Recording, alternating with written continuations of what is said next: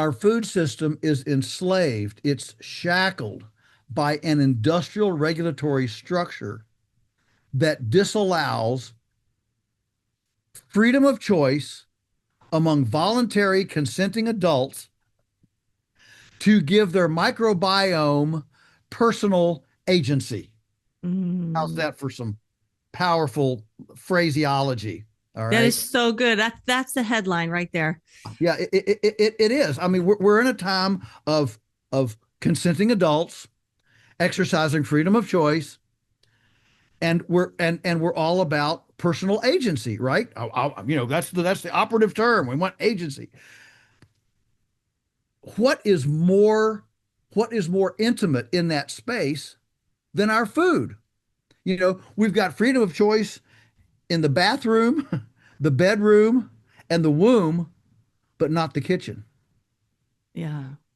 And so the first part here is to help everybody to understand, if we had a food emancipation proclamation, our food choice in this country, what you could buy locally, what you could buy from a neighbor, somebody in your homeschool group, your church, your civic club, there would be an atomic bomb explosion of domestic culinary and small scale farming entrepreneurship accessing our neighborhoods, our communities, with more safe, more stable, and more secure food. Right now, we have AOC and Bernie Sanders running around the country talking about, we've got to stop the oligarchy. Bernie gets up there, got to stop the oligarchy, and the only solution they can imagine is a government agency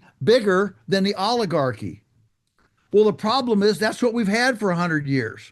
And look where it's gotten us. It's gotten us centralization, consolidation in the food and farming sector, to where there's very, very little choice. And the way to stop the oligarchy is to free up from the grassroots, from the bottom up, to free up choice so that you and I can actually have a choice in our food system. And that's the issue. The the pushback, though, is palpable. As soon as you start down this path, the pushback is palpable. The first one Wait, is, wait, and mhm, before we go to that, let me add to you. You talked about how there'd be like this, small farm explosion, increasing the amount of choice for the consumer, right? And increasing business opportunities for the individual. There'd be a culinary explosion as well, all right, of people taking these raw local goods and yes, creating these meals and baked goods and whatnot and being able to sell them. Right now, my friend that I mentioned, who can't sell unless she's in a government approved kitchen, well, that alone made it cost prohibitive for her to keep that business, so she actually had to stop her small business. I mean, that should not be happening in the land of the free.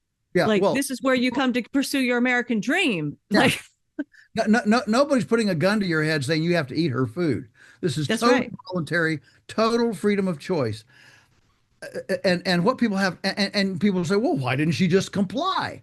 Well, because it would have cost her a couple $100,000, and numerous permits, zoning, special use permits, and different things, attorneys' fees, to be able to comply. So what people have to understand is, in the food regulation space, every single regulation, every single regulation is size prejudicial.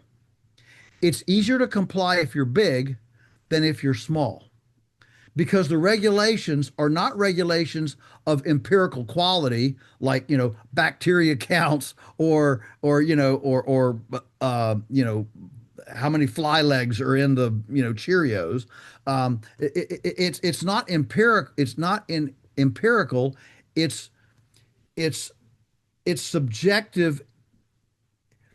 It's not necessarily subjective either, but it requires infrastructure and overheads. For example, for example, I co-own a small federal inspected slaughterhouse. We do pigs, chicken, not chicken. We do pigs, cattle, goats, and lamb, and we have exactly the same investment in HACCP plans, hazardous analysis critical control point. These are written plans for every single procedure in the plant that has to be stamped approved by a government inspector. It's the same for us that we do, 50 beef a week as it is for Iowa beef packers or JBS or Tyson that does 5,000 per day. Same thing. So what that means is it costs us $500 to do to a carcass what they can do for $100. And that creates price prejudice.